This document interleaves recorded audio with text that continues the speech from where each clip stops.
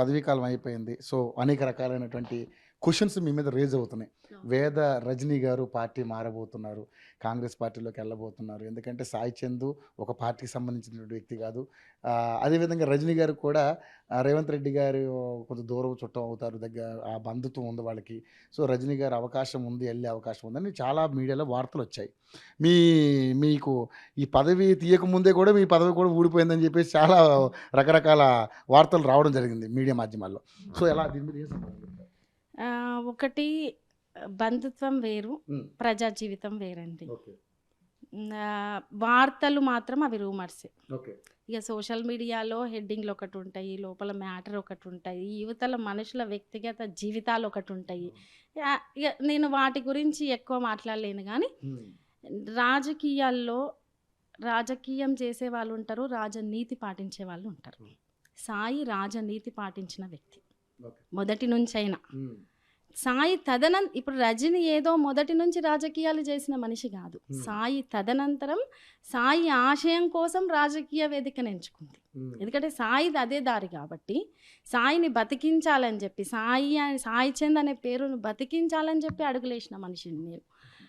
ఏదో ఈరోజు నేను స్వార్థం కోసమో ఇంకేదో చేయడానికి ఇంకేదో రకమైన రాజకీయాలు చేయడానికి వచ్చిందాన్ని కాదు. నా భర్త నాకు నేర్పించిన విలువలు కావచ్చు, ఆయన జీవితంలో పాటించింది కావచ్చు, ఆయన కష్టపడి ఎదిగింది కావచ్చు, ఏ దారిలో ఆయన కష్టపడ్డాడో ఆ దారిలో ఏదైతే చేయాలనుకుంటా అది చేయకుండా ఇలా జరిగిందే అని నేను ధైర్యం తెచ్చుకొని ముందరికి వచ్చి చేయడానికి వచ్చిందని.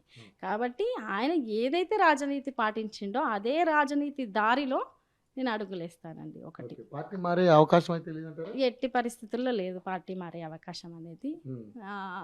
సరే, ఇప్పుడున్న దాంట్లో రాజకీయాలు అనేవి చాలా భిన్నంగా అది అందరికీ ప్రజలకు తెలిసే. మనం డెప్త్గా డిస్కషన్ చేసుకుంటే ఎక్కడెక్కడికో వెళ్ళిపోతాయి.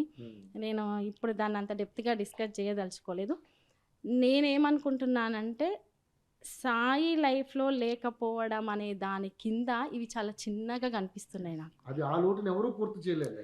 దానికి ఆ లోటుని ఎవరు భర్తీ చేయలేరు. నిజంగానే సాయి లేని లోటుని ఎవరు, అన్నలేని లోటుని ఎవరు భర్తీ చేయలేరు. అది ప్రత్యక్షంగా మీకు కుటుంబ సభ్యులు కాబట్టి మీకు ఇంకా ఎక్కువ ఉంటుంది. మొత్తం మీకే ఉంటుంది.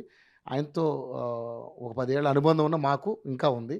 సో, కాదంటలేదు. కాకపోతే ఏంటంటే మేడం ఇక్కడ మేము అంటే ఇట్లా పార్టీ మారతాం అది పక్కన పెడితే నిజంగానే కూడా అటు నుంచి అంటే రేవంత్ రెడ్డి గారు సాయి చందు ఎందుకంటే ఉద్యమకారులందరికీ కూడా పెద్దపీట వేస్తారు. 250 గజాల స్థలం ఇస్తున్నారు. అదేవిధంగా 25,000 రూపాయలు కూడా ఏదో నామాత్రంగా ఇస్తున్నారు. వాళ్ళకి మంచి సముచిత స్థానం కూడా కాంగ్రెస్ గవర్నమెంట్ కల్పించబోతున్నారు అనేది ఒకటి బాగా వైరల్ అవుతున్నటువంటి వార్తలు కాబట్టి సో ఆ రకంగా మీకు అవకాశం ఉంటుందా అని అన్నది.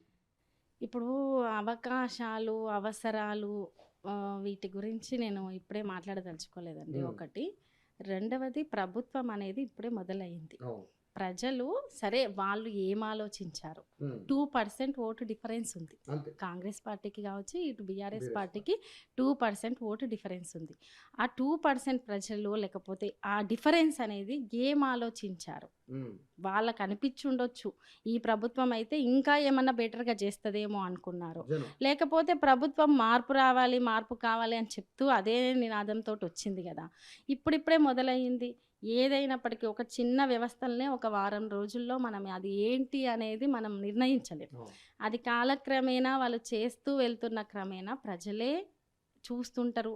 ఎవ్వరికి ఏవి తెలియకుండా లేవండి. ఎవ్వరు అంత అదిగా లేరు. ఈవెన్ చిన్న అంటే కూలీ చేసుకునే కుటుంబాల్లో కూడా రాజకీయ విషయాలు వాళ్ళకి తెలియదు అంటే మనం మూర్ఖులమవుతాం. వాళ్ళు అన్నీ గమనిస్తున్నారు, ప్రజలు అన్నీ గమనిస్తారు, వాళ్ళకి తెలుసు, వాళ్ళు చూస్తారు ఈ ప్రభుత్వం ఎలా పనిచేస్తుంది, వీళ్ళు తీసుకొచ్చిన మార్పులేంది, వీళ్ళు తీసుకొచ్చిన సమీకరణాలేంది, వీళ్ళకి ఎంత అవగాహన ఉంది, ఏ టైప్గా పనిచేస్తున్నారు, ఇంతకుముందు ప్రభుత్వంతో పోలిస్తే వీళ్ళు బెటర్గా చేస్తున్నారా లేదా అనేది ఇంకా కొద్ది కాలంలో మనకు అర్థమైపోతుంది. అది మనం వారం రోజుల్లో మీరు ఇది చేయలేదు, మరి అది చేయలేదు, మీరు ఇది చేయలేదని విమర్శించడం కాదు, సూచించవచ్చు. ఎవరైనా సూచించవచ్చు. ఓటు వేసిన ప్రతి ఒక్కరికి ఆ హక్కు ఉంది, సూచించే హక్కు ఉంది. ప్రజాస్వామ్యంలో అది బాధ్యత కూడా. కాబట్టి సూచనలు చేయొచ్చు. ఇప్పుడు కొత్తగా వచ్చింది ప్రభుత్వం కాబట్టి ఇగో మీరు ఈ రకంగా చేస్తే ఇంకా బాగుంటుందేమో, ఇగో మీరు ఇది అన్నారు. ఎందుకంటే ఎలక్షన్ టైంలో 3వ తారీఖు తర్వాత 4 నుంచే లేదు 9 నుంచే అని డేట్లు పెట్టి మరి మాట్లాడారు కదా.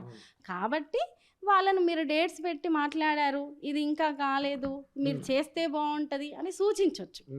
కానీ వాళ్ళకు కొంత సమయం ఇద్దాం. ఓకే.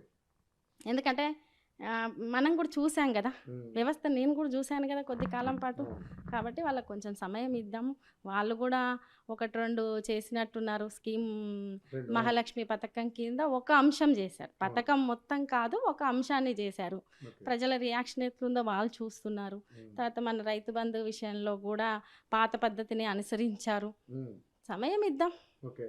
సో అలాగే ఆరోగ్యశ్రీ కార్డు కింద కూడా 10 లక్షలు 10 లక్షలు ఇప్పుడు అవి ఇప్పటికిప్పుడు ఆరోగ్యశ్రీ కార్డు కింద 10 లక్షలు ఇచ్చారు. ఇంతకు ముందు దానికి ఇప్పటికిప్పుడు బడ్జెట్లో వచ్చే పెద్ద మార్పులు ఏం లేదు.